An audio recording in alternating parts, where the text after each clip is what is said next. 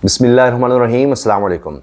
JUIF के सरबराह मौलाना फजलुर रहमान साहब बड़ी मुश्किल में नज़र आ रहे हैं, बड़े सदमे में नज़र आ रहे हैं, क्योंकि हाल ही में उनके दो बहुत ही अहम रहनुमाओं को निशाना बनाया गया, दोनों को कत्ल किया गया है और इस पर फजलुर रहमान साहब बहुत ज़्यादा सख्त रद्द-ए-अमल दे रहे हैं और 29 तारीख को वो अपनी जमात के अहम तरीन लोगों का इजलास भी बुला रहे हैं और इस्लामाबाद में ये इजलास बुलाया गया है। अब फजलुर रहमान साहब एक तरफ हम देख रहे हैं कि इस्टेब्लिशमेंट को निशाना बना रहे हैं, शदीद तनकीद कर रहे हैं और इस वाक़े के बाद भी उनके बड़े ही करीबी और अहम तरीन सीनियर रहनुमा के कत्ल के बाद अब फजलुर रहमान साहब ने कहा है कि रियासती इदारों की रिट ख़त्म हो चुकी है। अब आप देखिए कि फजलुर रहमान साहब को हर कोई अपनी तरफ खींचना चाह रहा है। इत्तिहादी जमातें इस वक्त, चाहे पीपल्स पार्टी हो, चाहे नून लीग हो, हुकूमत में जितनी जमातें हैं, वो बार बार कोशिश कर रही हैं कि फजलुर रहमान साहब को अपने साथ मिलाएं। इस तरह की स्टेटमेंट्स दी जा रही हैं कि जी फजलुर रहमान साहब तो हमारे साथ एक ख़ानदान की तरह हैं, फैमिली की तरह हैं, क्योंकि हमेशा साथ रहे हैं, चाहे पीपल्स पार्टी गवर्नमेंट हो चाहे नून लीग की, तो साथ रहे हैं। ये तहरीक इंसाफ की तरफ जाना उनके लिए ठीक नहीं है, ज़्यादा अरसा चल नहीं सकेंगे, वो मामला अलग से चल रहे हैं। लेकिन फजलुर रहमान साहब को नज़र आ रहा है कि उनका वोट बैंक ख़त्म हो रहा है। खैबर पख्तूनख्वा में उनका वोट बैंक हुआ करता था, लेकिन इस वक्त बड़े बुरे हालात हैं। नूर आलम साहब सिर्फ जीत सके हैं, वो भी आपको पता है कि एस्टैब्लिशमेंट की उनके साथ बड़ी भरपूर सपोर्ट है। तो फजलुर रहमान साहब अब पता नहीं क्या फ़ैसला करेंगे। अभी तक तो कोई बाज़े उनकी तरफ से फ़ैसला नहीं आया। ये ज़रूर है, वो बार बार कहते हैं जी हुकूमत के साथ हम नहीं जाएंगे, लेकिन हुकूमत को ये दावा है कि फजलुर रहमान साहब तहरीक इंसाफ के साथ भी नहीं जा सकते। लेकिन इस वक्त तो फजलुर रहमान साहब को और उनकी जमात को ये एक बहुत बड़ा चैलेंज दरपेश है कि जिस तरह से उनके सीनियर तरीन रहनुमाओं को निशाना बनाया जा रहा है। अभी जो वाक़या पेश आया है जिसमें टारगेट किया गया हाल ही में उनके सीनियर रहनुमा को, जो कि JUIF के फाटा के सीनियर लीडर कहे जाते थे, और ये जनाब मिर्ज़ा जान जो हैं ये जांबाक हो गए, इनको निशाना बनाया गया और इनको टारगेटेड अटैक का निशाना बनाया गया वाना बाईपास रोड पर, और ये लोअर वज़ीरिस्तान में है जो खैबर पख्तूनख्वा में मर्ज हो गया। और ये जनाब साबिक अमीर थे जमहूरियत इस्लाम के, साबिक अमीर लोअर वज़ीरिस्तान डिस्ट्रिक्ट के।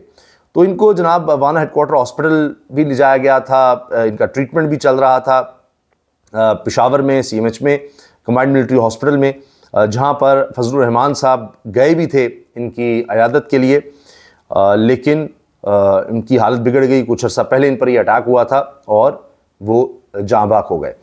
इसके साथ जनाब अब दो रहनुमा हैं जो हाल ही में कत्ल हुए हैं, इससे पहले भी कई लोगों को निशाना बनाया गया है।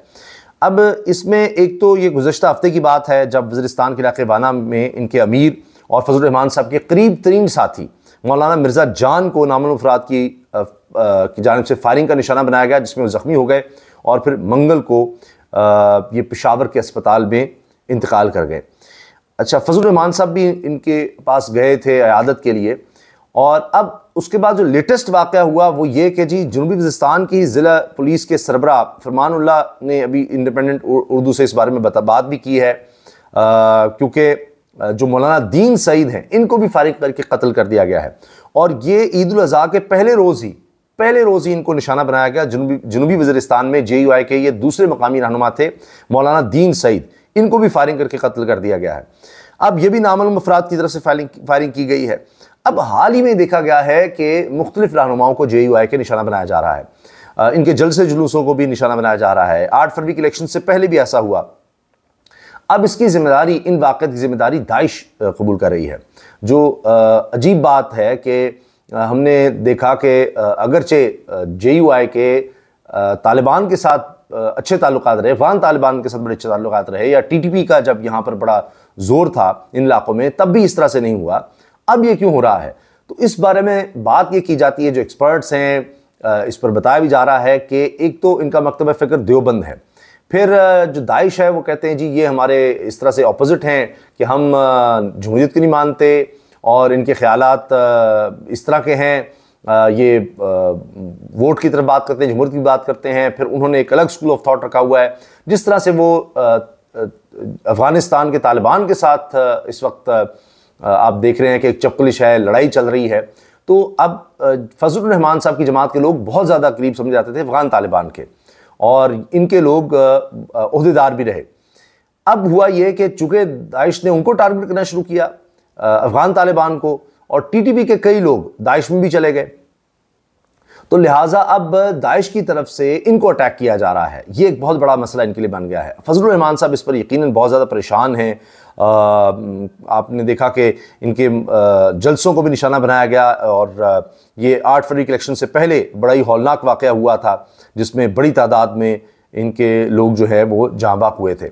अब एक तो इनको ये चैलेंज दरपेश है दहशतगर्दी का, फिर आप देखिए कि अब रेलिवेंट होने का भी मसला है, वो एक अलग मामला चल रहा है।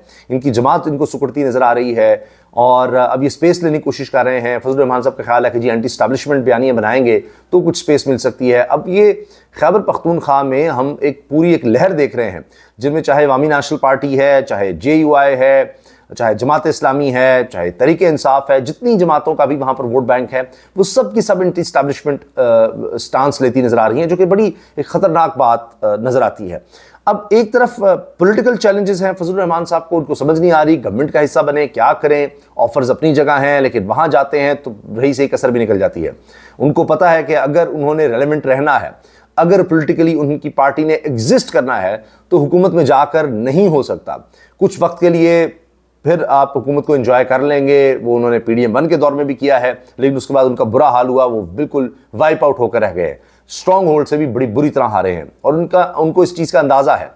वरना ये होता कि जी जिस तरह वो कहते हैं जी हमारे साथ बड़ा बुरा हुआ, खुद धांधली जिस तरह तहरीक इंसाफ जा रही है, ट्रिब्यूनल्स में जा रही है, फॉर्म 45 की बात कर रही है, JUI की तरफ से ऐसी कोई बात नहीं हो रही, तो उनको इस चीज़ का अंदाज़ा है।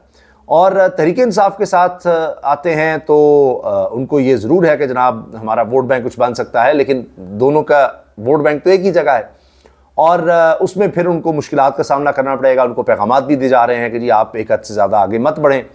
अब जब ये वाक़यात हुए हैं, 2 उनके रहनुमा ऊपर नीचे कत्ल किए गए हैं, तो उसके बाद अब एक तो इन्होंने मीटिंग बुला ली है और बताया जा रहा है कि इनकी जो मरकज़ी शुरा है, सेंट्रल शुरा, वो अब जनाब इस हवाले से 29 जून को इस्लामाबाद में इकट्ठे होंगे और उसमें देखेंगे कि आगे क्या लाहिमल इख्तियार करना है। तो फजलुर रहमान साहब इस वक्त शदीद मुश्किल में हैं, शदीद परेशानी में हैं, कुछ समझ नहीं आ रही कि क्या करें। अब उन्होंने जो बयान दिया है वो रियासती इदारों के ख़िलाफ़ है और उसमें वो कह रहे हैं कि रियासती इदारे कबायली इलाकों में अपनी रिट खो चुके हैं।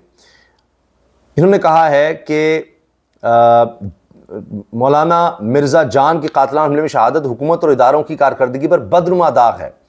कबायली इलाके में बढ़ती हुई बदअमनी और उलमा की टारगेट किलिंग ने कौम के अंदर अदम तहफ़्फ़ुज़ का एहसास पैदा किया है। सिक्योरिटी इदारे सिक्योरिटी के अलावा हर मामले में मुदाखलत करके मुल्क को बनाना रिपब्लिक बना रहे हैं। अब ये कितनी सख्त स्टेटमेंट है, आप सोचिए। इमरान खान के खिलाफ तो मुकदमात हो रहे हैं, तहरीक इंसाफ के खिलाफ हो रहे हैं, लेकिन फजलुर रहमान साहब उनसे कहीं ज़्यादा सख्त स्टेटमेंट्स दे रहे हैं। मिसाल के तौर पर सिक्योरिटी इदारे सिक्योरिटी के अलावा हर मामले में मुदाखलत करके मुल्क को बनाना रिपब्लिक बना रहे हैं। एमन वली के आप बयान देखिए, वो भी बड़े ख़तरनाक हैं और उनके खिलाफ कोई एक्शन नहीं हो क्योंकि वो हुकूमत के साथ मिले हुए हैं। वरना वो कह रहे हैं जी जहाँ कुदरती वसाइल हैं वहाँ पर जनाब सिक्योरिटी इदारे पहुँच जाते हैं, जहाँ कुदरती वसाइल नहीं है वहाँ वो नहीं पहुँचते, वहाँ दहशतगर्दी भी नहीं, वहाँ वसाइल भी नहीं है। अब एक बड़ी अजीब बात है। इसी तरह फजलुर रहमान साहब के भाई, उन्होंने जो खिताब किया इस वक्त पार्लियामेंट में, वो इतना सख्त था कि बार बार वो PTV उस चीज़ को म्यूट कर रहा था, बार बार म्यूट कर रहा था। लेकिन आप देखें कि इन्हीं बुनियादों पर तहरीक इंसाफ के रहनुमाओं के खिलाफ एक्शन होता है, मगर JUI हो या ANP हो, उनके खिलाफ उस तरह का एक्शन नज़र नहीं आता। बहरहाल अब ये बड़ी सख्त स्टेटमेंट है फजलुर रहमान साहब की तरफ से। वो कहते हैं जी अमन व अमान की सूरत हाल से वाज़े होता है कि हुकूमत और रियासती इदारे मौलाना मिर्ज़ा जान के कातलों को बेनकाब करें और हक़ाइक़ कौम के सामने लाएँ। मौलाना मिर्ज़ा जान की कौमी, दीनी और सियासी खिदमात के खराज तहसीन पेश करता हूँ। मौलाना मिर्ज़ा जान के ख़ानदान, शागिर्दों और जमाती कारकुनों से इज़हार ताज़ियत करता हूँ। तो इस पर ज़ाहिर है कि फजलुर रहमान साहब के लिए एक बड़ा चैलेंज है कि उनकी जमात के जो लोग हैं उनको किस तरह से वो प्रोटेक्ट करें। वोटर उनसे दूर हो रहा है, कारकुन ज़ाहिर है बददिल हो रहे हैं और उनके जो सीनियर तरीन रहनुमा हैं उनकी अब टारगेट किलिंग इस तरह से हो रही है। तो फजलुर रहमान साहब तो अब हर तरफ से घिर चुके हैं, समझ नहीं आ रही किधर जाएँ। हुकूमत उनको ऑफ़र करती है, उधर भी नहीं जाना चाहते। तहरीक इंसाफ के साथ चलना उनके लिए इसलिए मुश्किल है कि तहरीक इंसाफ का अपना वोट बैंक इतना ज़्यादा है, तो वहाँ वो ज़ाहिर है कि उनको वो चीज़ तो नहीं मिल सकेगी, एक वो जिस तरह लीड करें या वो मामला, तो वहाँ भी उनके लिए मुश्किल है। तो इस वक्त शदीद मुश्किलात का शिकार है फजलुर रहमान साहब और लगता ये है कि इस चीज़ का फौरी हुकूमत के पास भी कोई हल नहीं है और हुकूमत से वो इतनी शिकायत नहीं कर रहे जितनी सिक्योरिटी इदारों से वो शिकायत करने लगे हैं। तो आने वाले दिन JUI के लिए, फजलुर रहमान साहब के लिए बहुत ज़्यादा मुश्किल नज़र आ रहे हैं। अल्लाह हाफ़िज़।